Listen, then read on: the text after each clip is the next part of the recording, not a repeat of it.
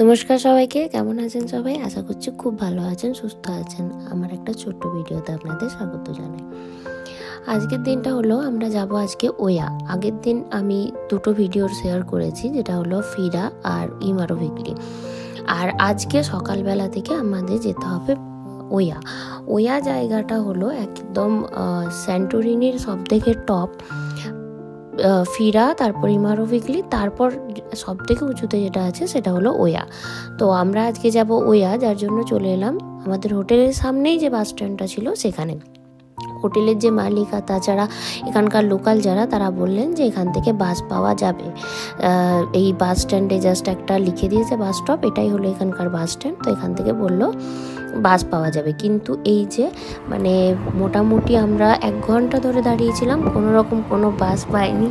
তো এতক্ষণ ধরে ওয়েট করার পর কোনো রকমভাবে যখন বাস পেলাম না, উপায় তো কিছু নেই, তার জন্য আমাদেরকে এবার ওখান থেকে হেঁটে হেঁটে যেতে হলো ফিরা বাস স্ট্যান্ড অবধি। এবার ফিরা বাস স্ট্যান্ডটা আমাদের হোটেল থেকে প্রায় খুব কম করে হলো আধ ঘন্টার হাঁটার রাস্তা। ভেবেছিলাম এখান থেকে সামনে বাস পেয়ে যাব, আর যেতে হবে না।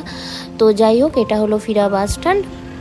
এখান থেকে আমাদেরকে বাস ধরে যেতে হবে ওয়াতে। এখানকার ট্রান্সপোর্ট সিস্টেম প্রচণ্ডই বাজে। এখানে কোনো রকম কোনো মাঝখানে কোনো বাস স্টপ থাকলেও সেখানে বাস দাঁড়ায় না, একদম পুরো ফিরা বাস স্ট্যান্ড থেকেই এখানে বাস নিতে হয়। আর যে কোনো প্রাইভেট কারও এখানে পাওয়া যায়, কিন্তু সেটার মানে প্রচুর পরিমাণে হাই রেট। এবার আমরা সেখান থেকে বাস ধরে আমরা যাচ্ছি ওয়াতে। এবার আসি ফার্স্ট ভিউ পয়েন্টটাতে। ফার্স্ট ভিউ পয়েন্টটা হলো একটা গ্রিক অর্থোডক্স চার্চ, আর এই অর্থোডক্স চার্চটার নাম হলো ইগলেসিয়া ডি পানাজিয়া। প্রথম ভিউ পয়েন্টটা দেখার পর আমরা চলে গেলাম নেক্সট ভিউ পয়েন্টের দিকে। আর নেক্সট ভিউ পয়েন্ট যেতে যেতে বলে রাখি ওয়া সম্বন্ধে কিছু তথ্য, যেটা হলো এখানে কোনো রকম লোকাল মানুষজন বসবাস করে না। এখানে যেটুকু মানুষজন বসবাস করে সেটা হলো বিজনেস পারপাস, বা হয়তো যাদের দোকানপাট আছে বা হয়তো হোটেল টোটেল আছে, তারা একমাত্র বসবাস করে। আর কোনো লোকাল মানুষজন এখানে বসবাস করে না। দ্বিতীয় নাম্বার হলো যেটুকু আছে সেটা হলো গোটাটাই ট্যুরিস্টদের জন্য। আর আরেকটা হলো ইলেকট্রিসিটি, ওয়াটার, যা কিছু আছে সব কিছু আন্ডারগ্রাউন্ড। আর এই ওয়া জায়গাটা প্রচুর পরিমাণে সমস্যা যেটা হলো সেটা হলো জল কষ্ট। এখানে যেহেতু পুরোটাই সমুদ্রের জলে ঘেরা, সমুদ্র দিয়ে ঘেরা, পুরোটাই প্রায় নোনা জল, যার জন্য এখানে প্রচুর পরিমাণে জল কষ্ট দেখা দেয়। এবার আমরা নেক্সট ভিউ পয়েন্টের দিকে চলে গেলাম। নেক্সট ভিউ পয়েন্টের নাম হলো 3 ডোমস ভিউ পয়েন্ট। এই জায়গাটার জন্য আমাদেরকে প্রায় লাইন দিতে হয়েছিল প্রায় 1.5 থেকে 2 ঘন্টা। আর 1.5 থেকে 2 ঘন্টা লাইনটা দেওয়ার পর আমরা পেলাম এই ভিউটা দেখতে।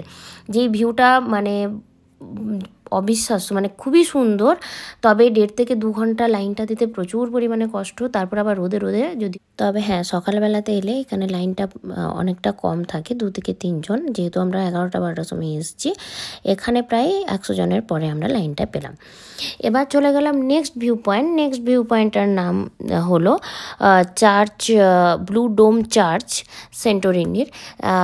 এই জায়গাটা দেখা যাচ্ছে, এটা হলো ব্লু ডোম চার্চ। এই ভিউ পয়েন্ট। চলুন এবার আমরা যাব ক্যাসেল দিকে।